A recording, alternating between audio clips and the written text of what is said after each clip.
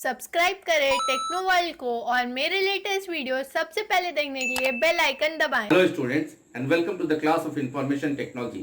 In this video of information technology, that is session 9, we will discuss about to maintain workplace safety. So let's start our video. Hello students and welcome to the class of information technology. Today we are going to see the rules to maintain workplace safety. तो अपने work place को हम लोग कैसे safe रख पाएंगे उन्हीं को आज हम लोग देखने वाले हैं। तो आइए स्टार्ट करते हैं अपना वीडियो। सबसे पहले हम लोग देखने वाले हैं basic safety rules to follow at work place. हमारे जो कार्यक्षेत्र हैं जहां हम काम करते हैं उन जगहों को कैसे हम लोग सेफ रख पाएंगे, उनके कुछ रूल्स। सबसे पहला है कि हमको फायर सेफ्टी का ध्यान रखना चाहिए। अपने वर्क प्लेस को सेफ रखने के लिए हमको फायर सेफ्टी का ध्यान रखना चाहिए। फॉल्स एंड स्लिप, कोई गिरे नहीं उसका ध्यान रखना चाहिए।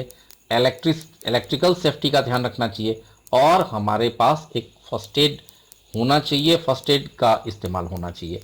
तो सबसे पहले हम लोग देखने वाले हैं कि हम लोग जानते हैं कि हर एक ऑर्गेनाइजेशन, जो भी ऑर्गेनाइजेशन है, उनके पास एक स्टैंडर्ड सेफ्टी रूल्स होने चाहिए, उनको फॉलो करना चाहिए। और इन रूल्स को जो उनके इम्पॉर्टेंट प्लेसेस हैं, जो प्लेसेस ज़्यादा डिस्प्ले में रहते हैं, उन जगहों पर उन रूल्स को लगाए जाने चाहिए ताकि वो क्लियरली एम्प्लॉयज़ के द्वारा देखे जाएं।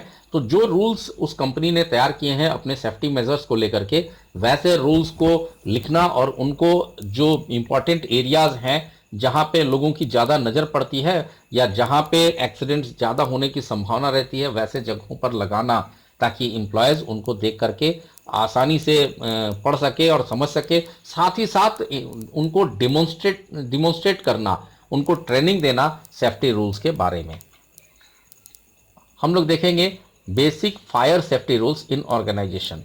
तो फायर सेफ्टी से रिलेटेड जो बेसिक रूल्स हैं उनको हम लोग देखने वाले हैं कि उससे रिलेटेड जो रूल्स हैं वो क्या क्या हैं। सबसे पहला है कि fire escape plan must be installed eight proper level.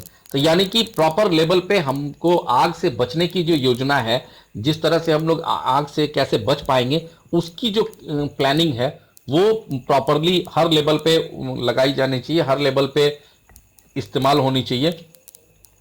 Conduct of regular drills, यानी कि उसकी प्रैक्टिस होनी चाहिए। जो फायर सेफ्टी है, आग से बचने के लिए हमको क्या करना है, किधर से निकलना है, क्या क्या स्टेप्स लेने हैं, उसकी रेगुलर प्रैक्टिस भी होनी चाहिए।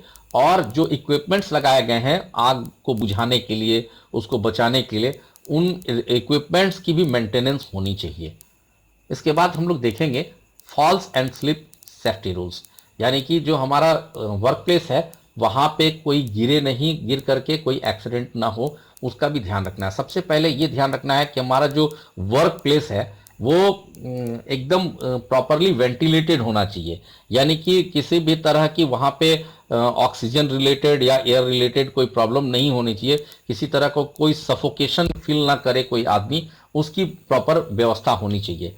फ्लोर्स जो है वो हमेशा सूखे हों और साफ सुथरे हों, इसको भी सुनिश्चित करना चाहिए। अगर कोई ऑयल वगैरह या कोई ऐसा लिक्विड स्प्रेड होता है फ्लोर पे तो उसकी तुरंत सफाई होनी चाहिए। अगर कोई डस्ट आता है या तेल जैसी कोई भी लिक्विड वहाँ पे स्प्रेड होता है तो उसकी तुरंत सफाई होनी चाहिए। स्मोक अलार्म्स जो है वो उसको इक्वल इंटरवल पे, यानी कि जो स्मोक अलार्म्स है सपोज 5 फीट की दूरी पे या 10 फीट की दूरी पे हर एक जगह वो प्रॉपरली फिटेड होने चाहिए ताकि आसानी से वो इंडिकेशन जो है वो वर्कर्स या जो भी वहाँ पे लोग रह रहे हैं उस कैंपस के अंदर उनको पता चल सके।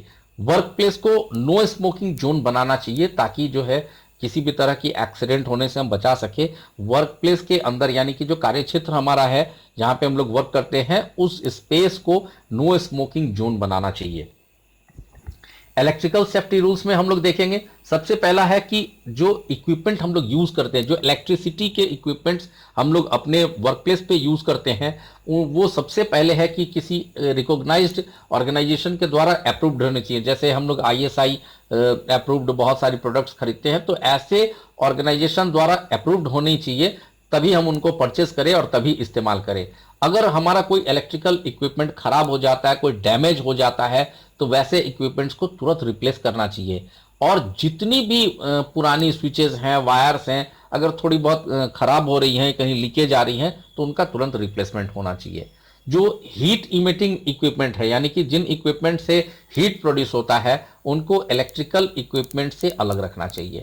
और जो सर्किट हैं, उनको ये ध्यान रखना चाहिए, जो आउटलेट्स हैं या जो सर्किट्स हैं, वो यहाँ पे हम लोगों को जरूर ध्यान रखना चाहिए कि किसी भी तरह का ओवरलोडिंग ना हो, यानी कि उस सर्किट के ऊपर किसी भी तरह का ओवरलोडिंग ना हो, जिससे कि वहाँ पे वो गर्म हो और किसी तरह की एक्सीडेंट हो जाए। फर्स्ट एड की व्यवस्था प्रॉपरली होनी चाहिए। हर एक ऑर्गेनाइजेशन में फर्स्ट एड किट रखा होना चाहिए और उसमें सारी जरूरी चीजें होनी चाहिए। साथ ही साथ ये भी ध्यान रखना चाहिए कि जो मेडिकल रिलेटेड चीजें हमने रखी हैं, जो दवाएं रखी हैं या जो भी उससे रिलेटेड हमने अपॉइंटमेंट्स वगैरह रखा है, उसकी एक्सपायरी की जांच होनी चाहिए। एक्सपायर्ड चीज़ों को ना रखें और हमेशा इस चीज़ को ध्यान रखते रहें कि किसी भी एक्सपायर्ड चीज़ों का इस्तेमाल किसी के ऊपर ना हो जाए। जब भी कोई ऐसा इंजरी आता है या कोई एक्सीडेंट आता है, तो उसको इमीडिएट फर्स्ट एड प्रोवाइड कराना है, ताकि वो जो उसकी लाइफ है, उसकी इंजरी है या उसकी ज़िंदगी है, उसको बचाया जा सके या कम से कम उसको नुकसान हो। इसका जरूर ध्यान रखना चाहिए। कुछ रूल्स हैं जिनको फर्स्ट एड के लिए हम लोगों को देखना चाहिए। Some rules of first aid are, सबसे पहला है कि ensure the injured to remain calm and not to panic. जिस व्यक्ति को इंजरी आई है, जो व्यक्ति इंजोर्ड हुआ है, उसको शांत रहने के लिए बताइए। उनको पैनिक नहीं होना है, उनको बहुत ज़्यादा परेशान होने से बचाइए, उनको शांत करिए। सबसे पहला चीज़ है कि उनको शांत करिए। उसके बाद यदि उनको शॉक लगा है, शॉक से कोई तरह का एक्सीडेंट हुआ है, तो उनको गर्म करके रखिए, उनको ढक कर रखिए, उनको गर्म करने की कोशिश कीजिए, उनको ऐसे खुले में मत रखिए। साथ ही साथ अगर किसी को बैक यानी पीठ में या गर्दन में इंजरी आई है, तो उनको चलने के लिए नहीं कहिए, उनको मूव मत कराइए। एक जगह बिठा करके रखिए, लिटा करके रखिए, बट उनको इधर उधर मत ले जाइए। ये कुछ ऐसी भी चीज़ें हैं, जो वर्कर हैं या जो पर्सन हैं, उनको ऑक्यूपेशनल हैजार्ड्स यानी कि काम के दरमियान जो उनका काम है, उनके ऑक्यूपेशन से रिलेटेड भी उनको किसी तरह की परेशानी, किसी तरह के एक्सीडेंट हो सकते हैं वर्क प्लेस पे, तो उसका भी हम लोगों को ध्यान रखना चाहिए। तो ये सारी चीज़ें हैं, तो मुझे लगता है कि आपको समझ में आई होंगी। So thank you for watching the video.